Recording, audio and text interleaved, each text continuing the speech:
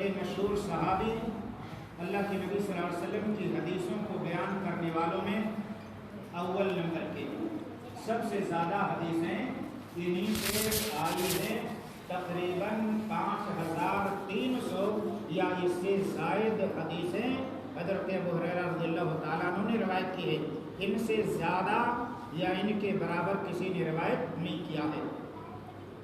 ابو ہریرہ رضی اللہ تعالیٰ عنہ کو یہ روایتیں کیسے ملی یہ الگ مسئلہ ہے، وہ بتانا نہیں چاہتا، لیکن یہ بتا رہا ہوں کہ ابو ہریرہ رضی اللہ تعالیٰ عنہ کو سب جانتے ہیں.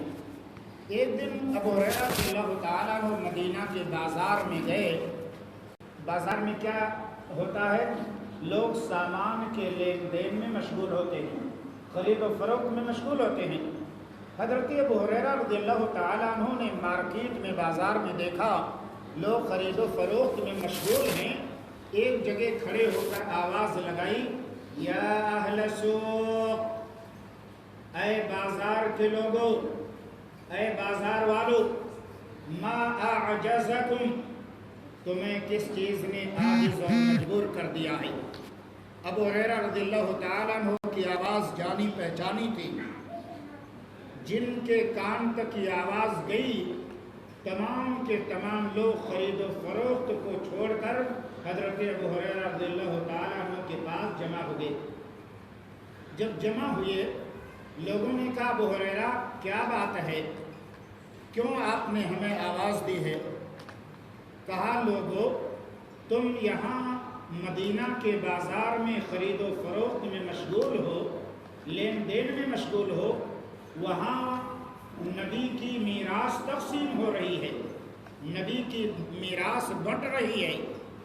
اب میراث کا نام سنتے ہی ہم اور آپ تو کہیں کے نہیں ہیں، صحابہ کرام رضوان اللہ تعالی علیہم اجمعین کے یوں کہہ لیجئے کہ منہ سے لال ٹپکنے لگے میراث کا نام سن کے. فوراً پوچھا لوگوں نے، کہا، ابو ہریرہ یہ میراث رسول کہاں تقسیم ہو رہی ہے؟ کہا، مسجد نبوی میں. اتنا سننا تھا، بازار خالی ہو گیا، سارے کے سارے لوگ مسجد نبوی میں پہنچ گئے. ادھر ابو ہریرہ رضی اللہ تعالیٰ عنہ اسی جگہ جہاں سے اعلان کیا تھا اسی جگہ کھڑے ہیں. کچھ دیر کے بعد لوگ مسجد سے واپس آئے. کہا، ابو ہریرہ مسجد نبوی میں آپ نے کہا تھا، وہاں تو نہ ہم نے کوئی میراث دیکھی، نہ میراث تقسیم کرنے والا نظر آیا، نہ میراث لینے والا نظر آیا.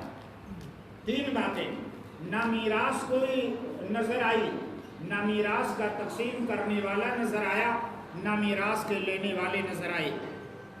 ابو ہریرہ رضی اللہ تعالیٰ عنہ نے کہا، کیا واقعی تم لوگوں نے کوئی چیز نہیں دیکھی ہے؟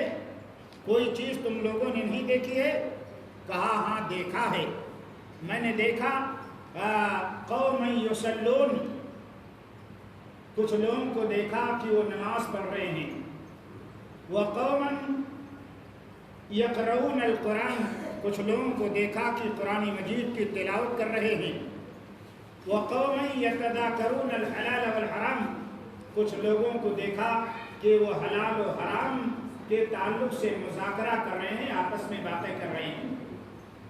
اتنا سننا تھا. ابو ہریرہ رضی اللہ تعالیٰ عنہ نے کیا کہا، وَيْحَكُمْ، افسوس ہے تمہارے اوپر، افسوس ہے، تعجب ہے تمہارے اوپر، فدا کا میراث محمد صلی اللہ علیہ وسلم، یہی تو نبی کائنات جناب محمد رسول اللہ صلی اللہ علیہ وسلم کی میراث ہے، یہی تو نبی کائنات صلی اللہ علیہ وسلم چھوڑ کے گئے. آپ دیکھیے، آپ کے یہاں قرآن رکھا ہوگا، اللہ کے نبی صلی اللہ علیہ وسلم نے دنیا سے جاتے وقت کیا چھوڑا تھا؟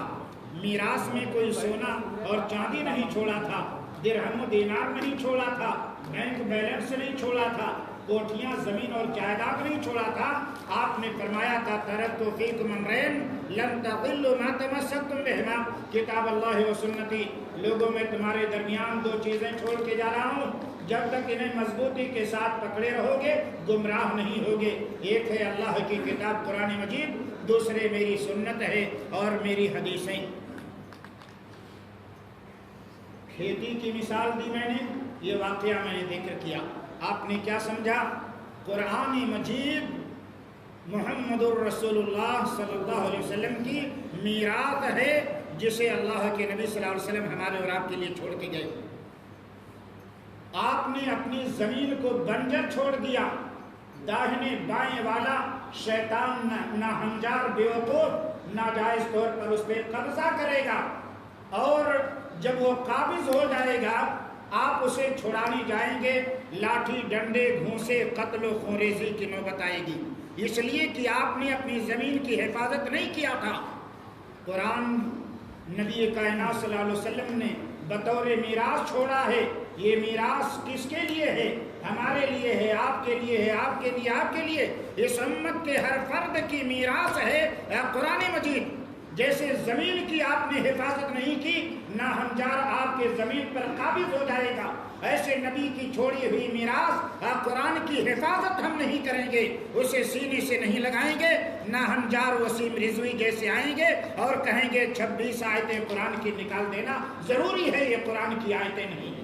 قابض ہونا چاہیں گے، شیطان قابض ہونا چاہے گا، اس لیے کہ یہ میراث ہماری تھی، ہم نے اس میراث کو اپنے سینے سے نہیں لگایا، اس میراث میں حق ہمارا تھا، اپنے حق کی حفاظت کی خاطر ہم نے قدم آگے نہیں بڑھایا، اس لیے شیطان انسان نما آئیں گے اور طرح طرح سے اس پر قابض ہو کر کے کہیں دریا برد کرنے کی کوشش کریں گے، کہیں جلانے کی کوشش کریں گے، کہیں پیشاب اور پائخانے والی جگہ میں ڈالنے کی جگہ۔ یہ نتیجہ ہے ہماری لاپرواہی کا، نتیجہ ہے ہمارے اس میراث سے اعراض کرنے کا، نتیجہ ہے اس میراث سے اپنا حصہ اور اپنا حق وصول نہ کرنے کا۔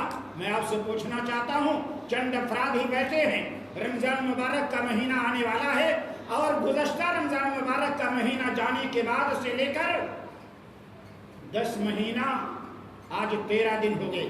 کتنا؟ 10 مہینہ 13 دن۔ میں پوچھنا چاہتا ہوں کتنے لوگوں نے ایک مرتبہ قرآن ختم کیا؟ 10 مہینہ 13 دن، 313 دن ہوتے ہیں، مختصر طور پر 313 دن۔ 313 دن میں کتنے لوگوں نے ایک مرتبہ قرآن ختم کیا ہے؟ آپ اپنی زمین کی حفاظت نہیں کرو گے، داہنے بائیں والا قابض ہوگا۔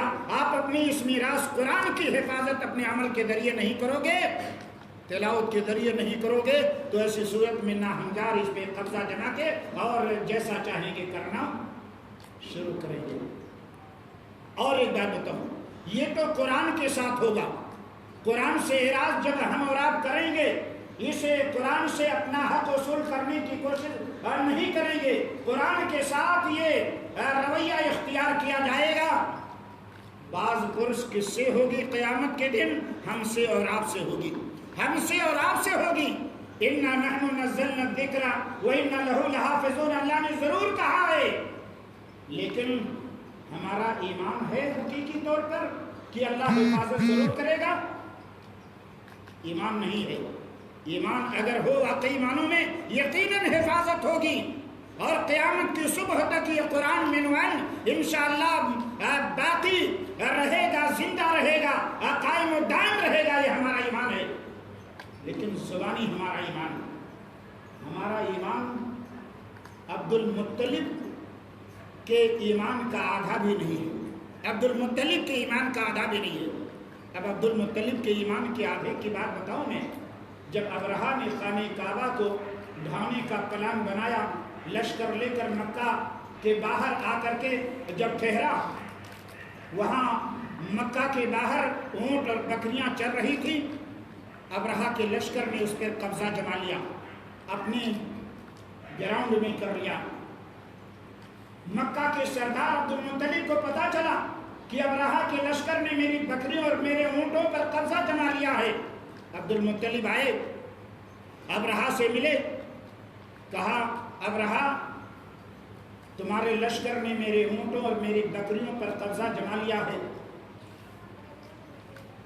میں اسی کے لیے آیا ہوں۔ ابرہہ نے کہا تمہیں معلوم ہے میں کس لیے آیا ہوں؟ کہا مجھے معلوم ہے تم خانہ کعبہ ڈھانے آئے ہو۔ کہا یہ معلوم ہونے کے بعد بھی میں تو سنتا تھا عبد المطلب مکہ کا سردار بڑا عقل مند ہے، بڑا ہوشیار ہے، لیکن تمہارے اس رویے نے یہ ثابت کر دیا کہ تمہارے پاس عقل نہیں ہے، تمہارے پاس سوچ بوجھ نہیں ہے، ہر ذرہ برابر تمہارے پاس عقل نہیں ہے۔ اگر عقل ہوتی تو خانہ کعبہ کی حفاظت کے لیے تم قدم آگے بڑھاتے۔ بھیڑ بکریاں اور اونٹ گائے کی حفاظت کے لیے تم میرے پاس نہیں آتے، خانہ کعبہ کو چھوڑانے کے لیے میرے پاس آتے۔ عبد المطلب کا ایمان دیکھو، عبد المطلب نے کہا تھا اے ابرہہ سن، بکریوں کا مالک میں ہوں، اونٹوں کا مالک میں ہوں، مالک ہونے کی حیثیت سے میں ان کی حفاظت کے لیے تیرے پاس آیا ہوں، انہیں آزاد کروانے کے لیے آیا ہوں، لیکن خانہ کعبہ کا مالک میں نہیں ہوں۔ خانہ کعبہ کا مالک تو اوپر والا ہے، وہ رب کعبہ اپنے کعبہ کی حفاظت کرے گا۔ کیا ہے عبد المطلب کے اس ایمان جیسا ہمارے اور آپ کے پاس ایمان؟ نہیں ہے ایسا ایمان۔ عبد المطلب کا یہ ایمان تھا کہ یہ کعبہ کا مالک اوپر والا ہے، اللہ رب العالمین ہے، میں مالک جس کا ہوں اس کی حفاظت کے لیے آیا ہوں۔ کعبہ کا جو مالک ہے اپنے کعبے کی حفاظت کرے گا، اور اللہ نے اس ایمان کی، عبد المطلب کے اس ایمان کی لاج رکھی اور خانہ کعبہ کو ابرہہ اور اس کے لشکر سے محفوظ رکھا۔ یہ تو قرآن کے ساتھ معاملے کی بات ہو رہی تھی۔ قرآن سے اعراض کریں گے تو ہمارے ساتھ معاملہ کیا ہوگا؟ ہمارے ساتھ معاملہ کیا ہوگا وہ مختصراً میں 15 منٹ میں بتاؤں گا۔ اگر قرآن سے ہم دوری اختیار کریں گے، آپ جانتے ہیں کیا ہوگا؟ گھر میں بابا کو بلانا پڑے گا۔ کس لیے بابا کو بلانا پڑے گا پتہ ہے؟ بابا کو کس لیے بلاتے ہیں گھر میں؟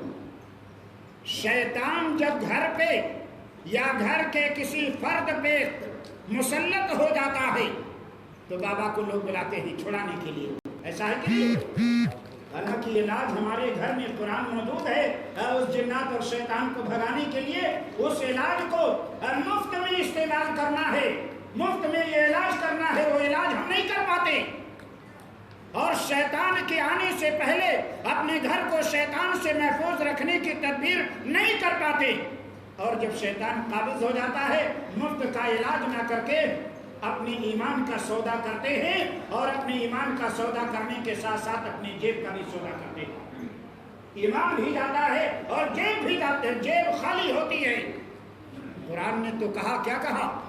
وہی بتا رہا ہوں، کیا تکلیف آئے گی آپ کو اگر قرآن سے اعراض کرو گے، قرآن کی تلاوت نہیں کرو گے، قرآن کے اصولوں پہ عمل نہیں کرو گے، آپ کو کیا تکلیف آئے گی، ہمیں کیا تکلیف آئے گی؟ میں نہیں کہتا، اللہ کہتا ہے وَمَن يَعْشُ عَن ذِكْرِ الرَّحْمَنِ نُقَيِّضْ لَهُ شَيْطَانًا۔ اللہ نے فرمایا کہ قرآن سے اعراض کرو گے تو شیطان ہم تمہارے اوپر مسلط کر دیں گے۔ یہ کس نے کہا؟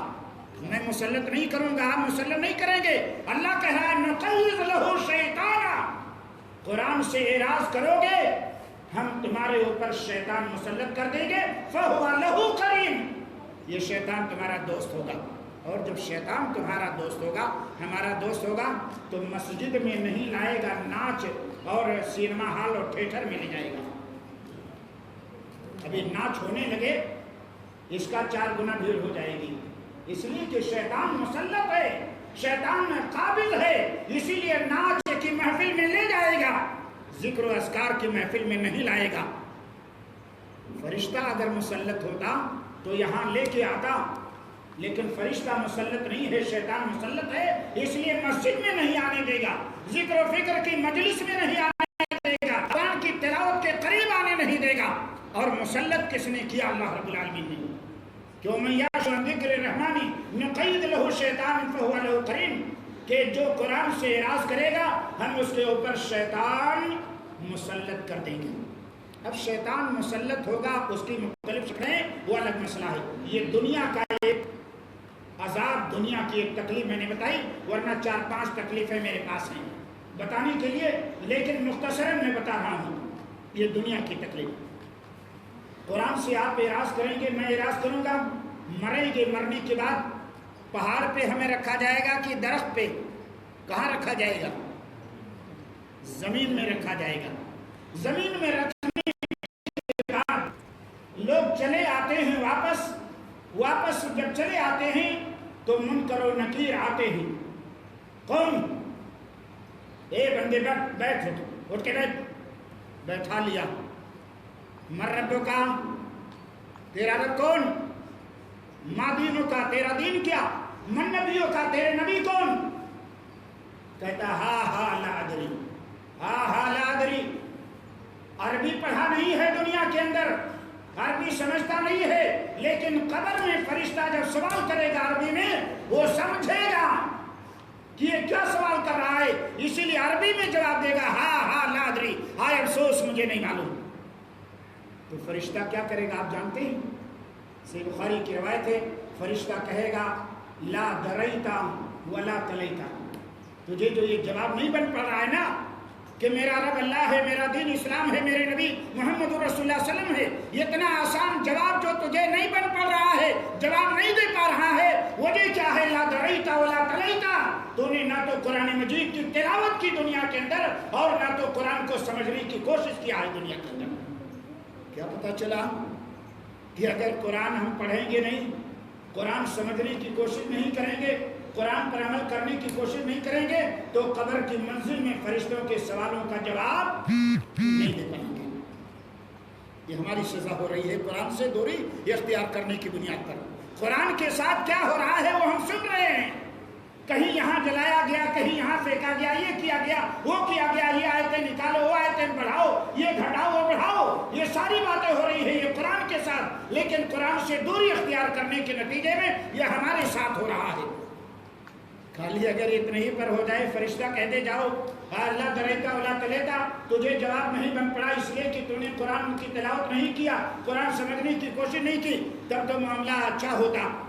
یہی تک معاملہ نہیں ہوگا بلکہ ایک فرشتہ مسلط کر دیا جائے گا. روایت میں آتا ہے وہ فرشتہ ہتھوڑا لے کر کے مارنا شروع کرے گا، اسی قبر میں مارنا شروع کرے گا. اللہ کے نبی صلی اللہ علیہ وسلم فرماتے ہیں اتنی تیزی کے ساتھ چیخے گا کہ انسان اور جنات کے علاوہ سارے لوگ اس کی آواز سنیں گے، سارے لوگ اس کی آواز سنیں گے. قرآن تلاوت نہ کرنے کا یہ انجام. لیکن اگر آپ تلاوت کرتے ہیں، سمجھتے ہیں، عمل کرتے ہیں تو کیا ہوگا وہ بھی بتا دو. جب فرشتہ سوال کرے گا تیرا رب کون؟ بندہ جواب دے رہا ہے میرا رب اللہ. تیرا دین کیا ہے؟ میرا دین اسلام. تیرے نبی کون ہے؟ میرے نبی محمد رسول اللہ صلی اللہ علیہ وسلم. فرشتہ پوچھے گا، چوتھا سوال پوچھے گا. تینوں سوالوں کا جواب اگر آپ نے دے دیا، چوتھا سوال پوچھے گا کہ تمہیں یہ کیسے معلوم ہوا، یہ تینوں جواب کیسے تمہیں معلوم ہوا، کیسے تم جان پائے کہ یہی جواب ہو سکتا ہے میرے ان تینوں سوالوں کا. وہ بندہ کیا کہے گا؟ قرأت کتاب اللہ فآمنت بہ وصدقت، میں نے اللہ کی کتاب قرآن مجید کو پڑھا، اس پر ایمان لایا اور اس کی تصدیق کیا. فرشتے کہیں گے یہی وجہ ہے کہ تجھے یہ جواب بڑی آسانی سے تیری زبان پہ جاری ہو گیا اور تو پاس ہو گیا. قرآن پڑھو گے، تلاوت کرو گے تو قبر کی منزل میں سوالوں کا جواب بڑی آسانی سے دے لے جاؤ گے. لیکن اگر تلاوت نہیں کرو گے، سب کچھ کرو، قرآن سمجھنے کی کوشش نہ کرو، تلاوت کرنے کی کوشش نہ کرو، قرآن پر عمل کرنے کی کوشش نہ کرو، جواب نہیں بن پڑے گا. اور جب جواب نہیں بن پڑے گا تو یہیں سے توڑائی شروع ہو جائے گی، کٹائی شروع ہو جائے گی. یہ تو کہاں کی بات رہی؟ قبر کی. 7 منٹ میں اور 2 باتیں بتاتا ہوں. قبر کے بعد کون سی منزل ہے؟ قبر کے بعد کون سی منزل؟ آخرت کی منزل، عالم آخرت. قیامت جب قائم ہوگی، قرآن میں بھی آتا ہے، احادیث میں بھی آتا ہے کہ اذا زلزلت الارض زلزالها واخرجت الارض اثقالها وقال الانسان ما لها، زمین سارے بوجھ اپنا نکالے گی. سور میں جب پھونک مارا جائے گا، جہاں بھی جو ہے، قبر میں ہے، پہاڑ پہ ہے، سمندر میں ہے، زمین کے اوپر ہے، کہیں بھی ہے، سور کی آواز کی جانب دوڑا ہوا جانے لگے گا. لیکن قرآن کی تلاوت نہ کرنے والا، قرآن سے دوری اختیار کرنے والا، جب یہ قبر سے اٹھے گا، سور کی آواز سننے کے بعد جب قبر سے اٹھے گا تو اندھا بنا کے اٹھایا جائے گا۔ اندھا دنیا کے اندر چاہے اس کی بینائی اور اس کی آنکھ کی روشنی اتنی تیز رہی ہو، مجھوا میں رہتے ہوئے وہ اترولا دیکھ لیتا ہے، اتنی تیز اس کی آنکھ ہو، لیکن اگر قرآن سے دوری اختیار کیا ہے، قبر کی منزل سے جب اٹھے گا تو اندھا بنا کے اٹھایا جائے گا، اور جب اندھا بنا کے اٹھایا جائے گا تو کہے گا رب لما حشرتنی اعمی، میرے رب دنیا کے اندر تو میں دیکھنے والا تھا، آج تو نے نابینا اور اندھا بنا کے کیوں اٹھایا؟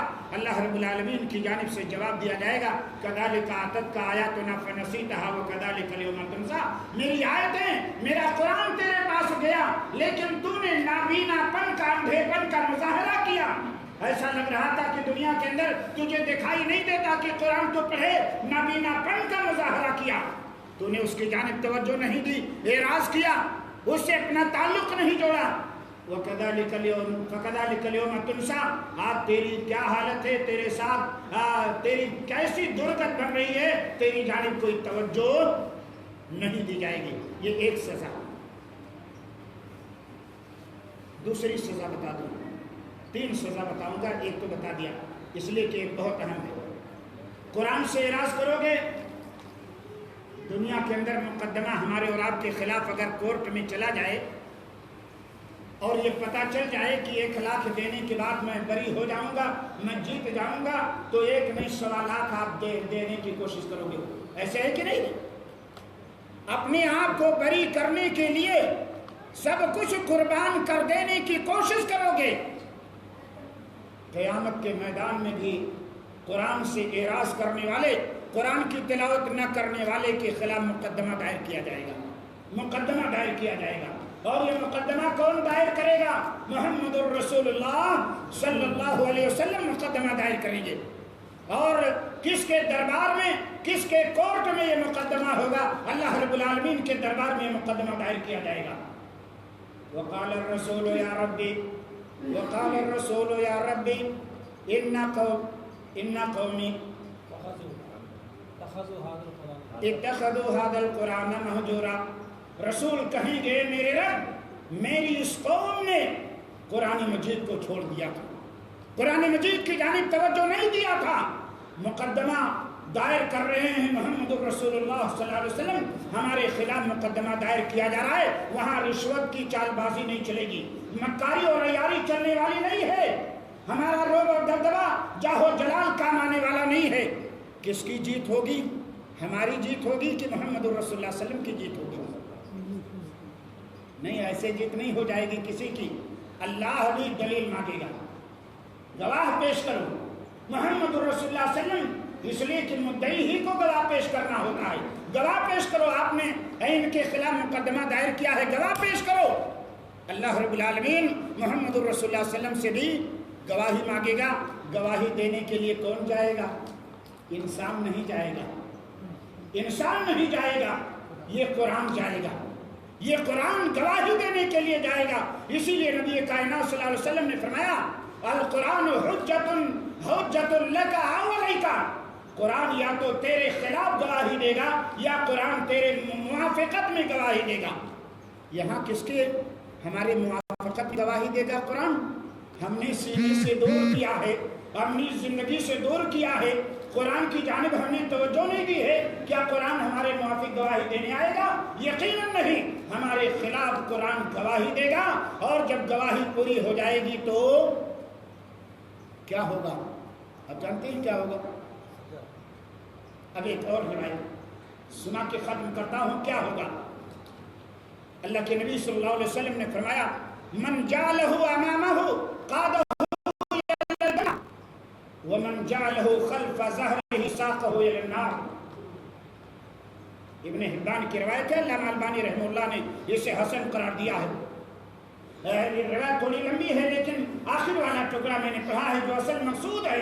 اللہ کے نبی صلی اللہ علیہ وسلم نے فرمایا من جعلہ امامہ، جس نے قرآن کو اپنے سامنے رکھا۔ سامنے کیوں رکھیں گے آپ؟ پڑھنا ہوگا تبھی تو سامنے رکھیں گے، ورنہ تاپ پہ رکھیں گے، सामने रखने का मतलब यह है कि कुरान की तिलावत किया, समझने की कोशिश किया, कुरान के उसूलों पर अमल करने की कोशिश किया। अल्लाह के नबी सल्लल्लाहु अलैहि वसल्लम फरमाते हैं, मन जालहु अमामहु कादहु इलल जन्नह। ये कुरान उस आदमी के आगे आगे चलेगा, रास्ता दिखाता हुआ, रास्ता हमवार करता हुआ कुरान आगे आगे चलेगा। कुरान की तिलावत करने वाला पीछे पीछे चलेगा और ये कुरान कहाँ तक ले जाएगा? जन्नत के दरवाजे पे पहुंचा के और जन्नत में दाखिल करवा के कुरान वापस आ जाएगा। किसको? जिसने कुरान को सीने से लगाया था, कुरान की तिलावत करता था, कुरान के उसूलों पर अमल करता था। ये कुरान उसे उसकी क़ियादत करता हुआ आगे चलता हुआ अपने पढ़ने वाले को ले जाएगा और जन्नत में दाखिल करके वापस आएगा। लेकिन उसके बरखिलाफ वमन जालहु खल्फ़ ज़हरिही साक़हु इलन नार। जिसने कुरान को अपनी पीठ पीछे रखा। पीठ के पीछे रखने का क्या मतलब? तिलावत नहीं किया, तवज्जो नहीं दिया, समझने की कोशिश नहीं किया, उसके उसूल और कानून पर अमल करने की कोशिश नहीं किया। अल्लाह के नबी सल्लल्लाहु अलैहि वसल्लम फरमाते हैं, साक़हु इलन नार। ये कुरान हाँकता हुआ जहन्नम तक ले जाएगा। अब देखिए ले जाने की कैफियत। जन्नती को जब ले जाना हुआ, कुरान आगे आगे चल रहा है ताकि मेरी को रास्ते में किसी तरह की परेशानी और दिक्कत का सामना न करना पड़े। कुरान आगे आगे चल रहा है, कुरान की तिलावत करने वाला पीछे पीछे चल रहा है। और जहन्नम में जब ले जाना हुआ कुरान से इराज करने वाले को, तो कुरान क्या करेगा? इस आदमी को कुरान आगे करेगा जैसे जानवर को चरवाहा आगे करता है और पीछे से हाँकता हुआ ले जाता है ताकि इधर उधर भागनी न पाए।